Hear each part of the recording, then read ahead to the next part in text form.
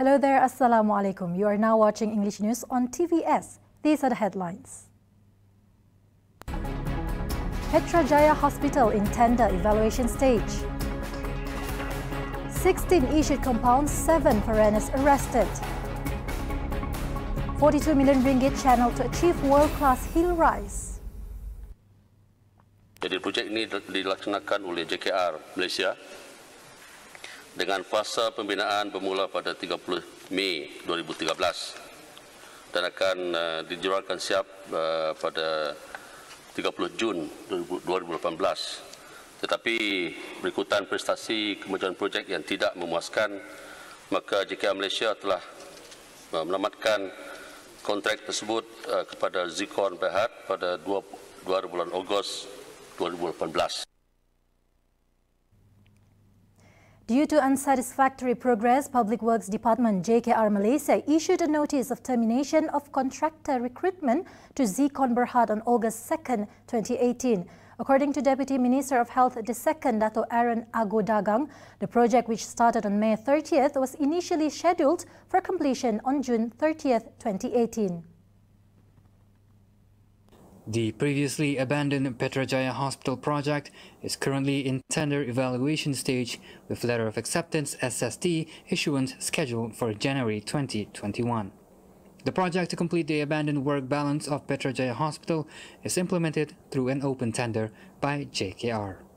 Projek ini berada di fasa pemulihan kepada 4 petenda yang telah lulus di peringkat pra kelayakan, dan tarikh tutup tender ialah pada 7 Ogos tahun ini, dan projek ini berada dalam peringkat penilaian dan surat terima akan dijualkan pada Januari 2021.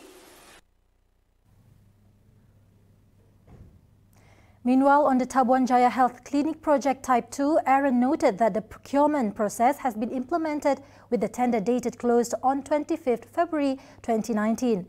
However, the Federal Central Tenders Board on January 15th, 2020 decides for the project to be re-tendered. Ini oleh kerana petenda yang telah diberi kontrak pada masa itu mengantar surat permohonan persetujuan sangat lewat, delay. Jadi sebab itu projek ini akan ditender semula dan akan dibuat pada bulan September 2020. Surat setujuan akan berada pada bulan Januari 2021 dan projek ini mungkin akan start dalam Februari 2021. Hill paddy grown in Sabah and Sarawak have the potential to become a premium product and emerge as a world-class product. Minister of Agriculture and Food Industries, Dato' Sri Dr. Ronald Kiandi, says this is part of the government's efforts to increase national rice production and reduce dependency on imported rice. The government has approved 42 million ringgit that will benefit hill paddy farmers in Sabah and Sarawak. This assistance is aimed at ensuring a continuous supply of paddy fertilizer and pesticide during sowing season. Kiandi hopes that this could give better returns to farmers and help increase production of paddy nationally. The pasting of Chinese characters on Kuching's road signage by Democratic Action Party Socialist Youth, DAPSI, is an arrogant and naive decision. Criticizing the act, Progressive Democratic Party PDP President Dato' Sri Tiong King Sing says such action highlighted the roguish and thuggish nature of DAP members. The Bintulu MP also slammed Sarawak DAP Chairman Chong Cheng Jen's action for failing to acknowledge social more aside from federal, state and local regulations, adding that such action will not only trigger hostility of the other ethnic group against the Chinese, but also racial disharmony among the multiracial society in the state. Tiong said Chong, as a legal professional, ought to use civilized methods, rules of law and struggle justly for the rights and interests of all ethnic groups instead of resorting to such reckless behavior. As a Malaysian of Chinese descent himself, Tiong expressed his disappointment towards the situation and demanded Chong to take full responsibility and not try to justify the unlawful act. The discount on summonses for road offences appear to have a positive impact on the Road Transport Department JPJ collection of summon payments. Its State Director Muhammad Shafiq Anas Abdullah said it indirectly encouraged road offenders to pay their summons immediately. Kita sekarang ni dalam proses menggerakkan orang ramai untuk membayar saman, ya, sebab kerajaan dalam tempoh bulan Merdeka ni sebagai social obligation, sebagai tanggungjawab sosial kepada masyarakat, dan kita kerajaan amat prihatin dah mengambil berat tentang beban dari segi kewangan dan sebagainya, melibatkan pengguna-pengguna jalan raya yang telah dikesan melakukan pelbagai kesalahan.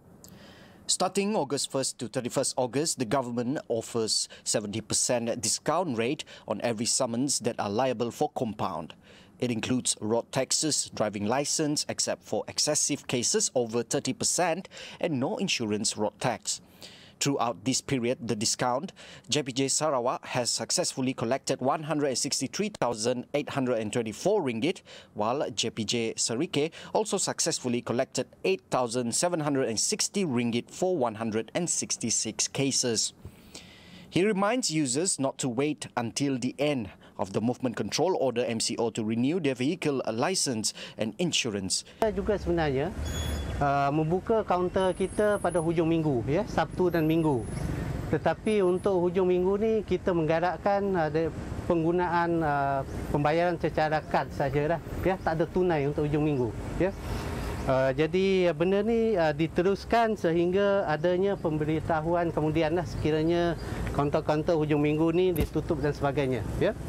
Dan yang keduanya, pesanan daripada JPJ Sarawak juga adalah kalau kita ingat tempoh hari yang Berhormat Menteri telah memaklumkan sepanjang tempoh PKP ini, untuk kesalahan yang lesen memandu expired dan road tax yang mati dan sebagainya, mereka hanya perlu untuk ada perlindungan insurans, ya. Jadi benda ni diteruskan sehingga pemakluman lanjut oleh Yang Berhormat Menteri lah nanti sekiranya diteruskan ataupun tidak. He told this to the media while attending JPJ operations with the police and the National Anti-Drug Agency AADK Serike branch on Monday. The Disaster Management Committee Miri Division is now monitoring closely on several locations such as Kuala Baram, Permai Jaya, Senadin, Lutong and Lopeng to prevent open burning activities following the dry season. 3 task forces have been established at the said locations to prevent reoccurrence of peat soil fires, which covers the control and prevention management, community involvement and landowners, and distribution of information, education and training.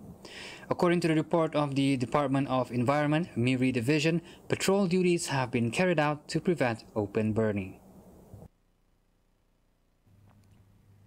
16 individuals were issued compounds while 7 foreigners were arrested on Sunday for violating the Recovery Movement Control Order RMCO, including breaching its standard operating procedure SOPs.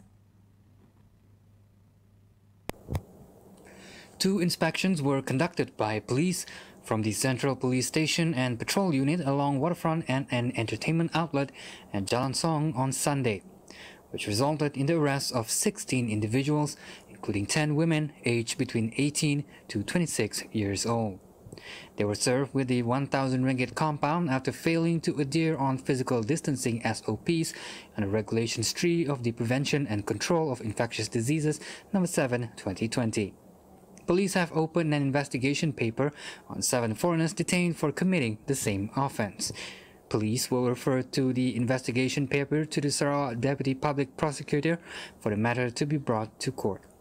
Awang Din pointed that violators were given 2 weeks to settle the compound at the Kuching Division Health Office.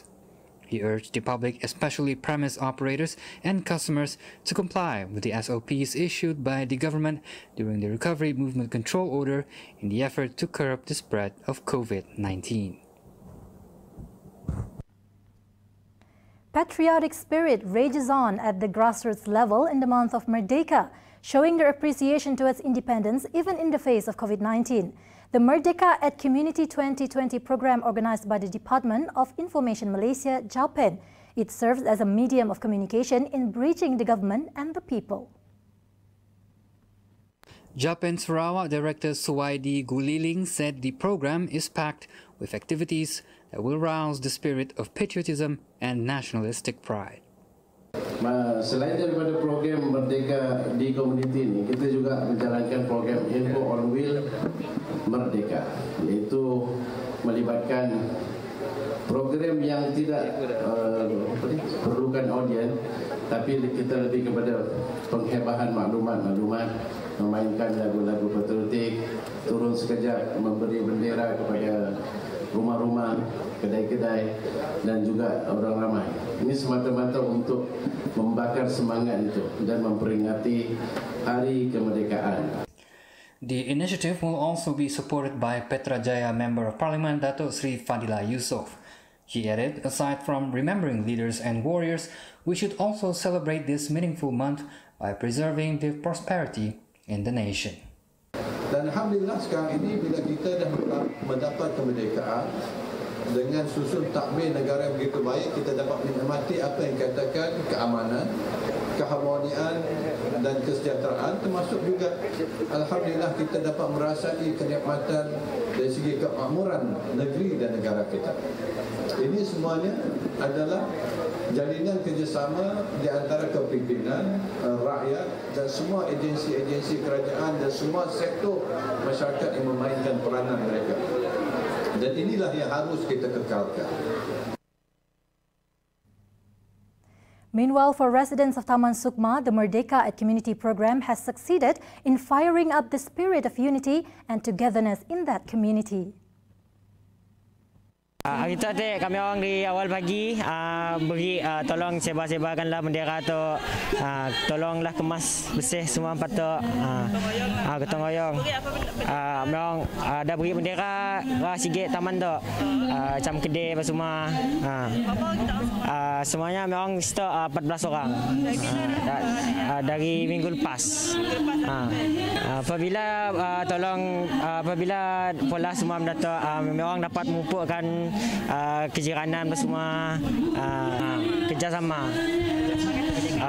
So impact daripada program tu, kami orang banyak berkomunikasi, bekerjasama. Lepas banyaklah program seperti macam Hari Raya Korban nanti kami mula hakikah korban sama-sama. Lepas mula gotong royong daripada ujung ke ujung lorong lah. And then alhamdulillah juga di depannya segala ada gerbang, kerjasama lah pada semua orang. So kita di situ dengan dapat ukhuwah lah sesama sendiri yang boleh merapatkan lagi. Moving on to the update on COVID-19. 5 positive cases were recorded in Sarawak today. They are from Kuching and another 2 in Bintulu. With the 2 cases recorded, Bintulu is now yellow zone. That put the total cases in Sarawak at 696.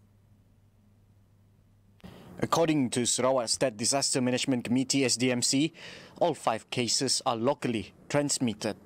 As of today, the total active clusters in Sarawak are 6.